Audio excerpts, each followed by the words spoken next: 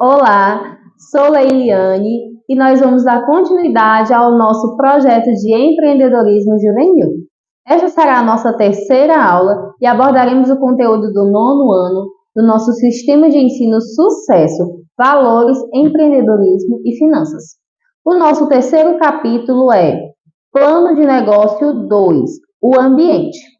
Todo o projeto trará informações de conhecimentos básicos sobre educação financeira e empreendedorismo. Neste capítulo, daremos continuidade ao nosso plano de negócio. Pensaremos no ambiente em que ele será inserido.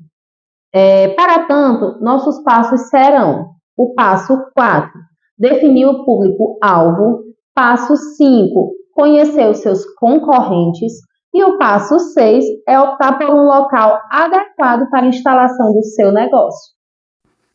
Iniciamos mais uma etapa do nosso negócio, que exige de nós um olhar atento ao nosso redor. De uma forma geral, negócios estão inseridos em ambientes competitivos, onde é possível obter não só recursos e vantagens, mas também se deparar com desafios. Esse ambiente é bastante dinâmico. Populações crescem e envelhecem. Novos concorrentes surgem ou velhos concorrentes mudam de roupagem. Novos hábitos se consolidam, ou seja, os elementos estão em constante mudança. Embora nenhuma empresa possa ter total controle sobre o que acontece ao seu redor, reconhecer a dinâmica é fundamental para ter controle total sobre o que acontece, sobre os seus recursos e também saber lidar com surpresas do mercado, certo? No capítulo anterior, nós encerramos trabalhando uma ferramenta que é importantíssima para a tomada de decisões, que é a pesquisa.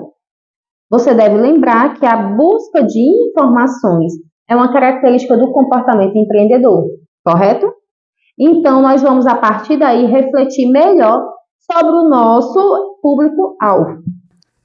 Passo 4. Definir o público-alvo. Esse tópico se propõe a definir e conhecer o perfil da sua clientela e de potenciais clientes para que você possa destinar seus produtos de maneira mais específica. Assim, busque identificar quais seriam os grupos de pessoas que se interessariam por comprar produto de seu negócio. Quais são os hábitos dessas pessoas, quais necessidades desse público, sua oferta poderia sanar e etc. Por exemplo, se o seu negócio fosse um brechó de livros e revistas usados, e você escolhesse um local próximo a uma escola, que é um ponto estratégico, quais informações seriam importantes para você? Você teria que pesquisar o local, qual a faixa etária da escola que ela atende aproximadamente, se é um exemplo de escola de educação infantil ou se é de fundamental, e direcionar os seus produtos, no caso os livros e as revistas, para a especificidade de cada público. Um exemplo, se fosse de adolescentes, de repente uma revista em mangá, gibi, Então, assim, você tem que direcionar o seu produto ao público-alvo. Sugestão de produtos, um exemplo, literatura infanto-juvenil para a clientela do ensino fundamental e livros de colorir para a educação infantil. Agora nós vamos para o seguinte passo. Como é comum acontecer, 2 ou mais pessoas ou empresas podem produzir e vender produtos ou serviços parecidos ou mesmo iguais. Essa prática, de certa forma, pode ser positiva para empreendimentos que buscam se consolidar no mercado, seja por suas qualidades, a oferecer um atributo extra e diferenciado, seja por alguma estratégia que permita reduzir os custos e, consequentemente, os preços praticados, visto que a concorrência pode estimular a melhoria constante dos produtos oferecidos e dos serviços prestados. Imagine a seguinte situação. Em um bairro só existe um supermercado. Isso seria ruim para os clientes, uma vez que não haveria concorrência. E essa escassez poderia resultar em preços elevados e baixa qualidade dos produtos. Em longo prazo, isso pode ser ruim também para o empreendedor. Imagine que, após um longo tempo oferecendo produtos de má qualidade ou preços exorbitantes, outro supermercado se instale nesse bairro e ofereça melhores preços e qualidade superior. O empreendimento dificilmente sobreviverá a essa concorrência se não melhorar as ofertas e a reputação. Então, para sobressair em relação aos seus concorrentes ou simplesmente garantir sua fatia no mercado, faz-se necessário ofertar produtos e serviços de qualidade e preços competitivos.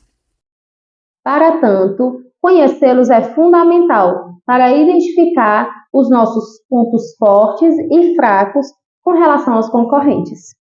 Agora nós vamos para o último tópico da aula de hoje. Passo 6. Optar por um local adequado para a instalação de seu negócio. Tudo se trata de um passo a passo. Por isso, com base no conhecimento do público-alvo, ou seja, conhecimento do perfil do consumidor que deseja atingir, como está lá no passo 4, fica mais simples onde estabelecer o seu empreendimento. Quando se trabalha com vendas de produtos ou prestação de serviço, é fundamental que se tenha no ponto comercial uma área com boa visibilidade e de grande circulação de pessoas. Além disso, outros pontos devem ser considerados, como verificar a higiene no ponto e de seus arredores, observar o perfil do consumidor da área pretendida adequar a infraestrutura, como o conjunto das instalações e equipamentos adequados à atividade pretendida a esse perfil. Preferir pontos que possuam boa iluminação e sejam bem arejados.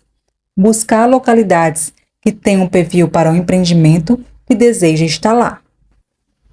Temos que pensar, sobretudo, na comodidade, bem-estar do nosso público.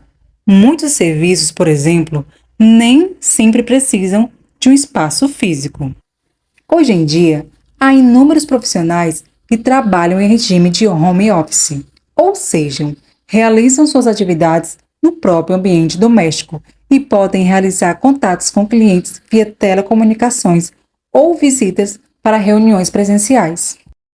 Um exemplo de um desses profissionais é o web design, que precisará de computadores bem robustos e muita criatividade para criar websites, mas não necessariamente em um ponto comercial. Em sua própria casa, ele poderá prestar serviço a clientes que habitem do outro lado da cidade ou em outro país. Analisando a imagem, o que podemos falar sobre alguns dos pontos comerciais? O fato de o supermercado, o banco e a padaria estarem próximos traz mais comodidade aos clientes.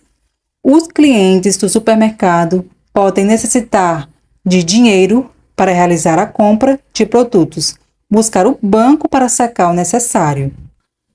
A presença da padaria completa os serviços do supermercado, podendo oferecer produtos que o cliente não encontraria no supermercado.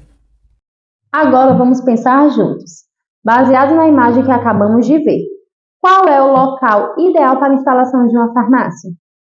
Se você respondeu ao lado do hospital, você acertou, pois é um local de grande potencial, visto que muitas pessoas buscam medicamento após consultas médicas ou cirurgias, né? Bem, embora não tenhamos concluído nosso plano de negócio, você percebeu que não há sucesso senão por meio de estudo e planejamento do que desejamos realizar. Isso, como bem sabemos, não se encaixa apenas para a abertura de um negócio, mas para a vida pessoal de cada um de nós. Chegamos ao final de mais um capítulo e aprendemos sobre o público-alvo de cada negócio, a ser instalado, sobre os principais concorrentes e o público ideal para a abertura do empreendimento. Dessa forma, agimos como empreendedores, pois tivemos a oportunidade de executar os passos com planejamento e criatividade. Bons estudos e até a próxima aula!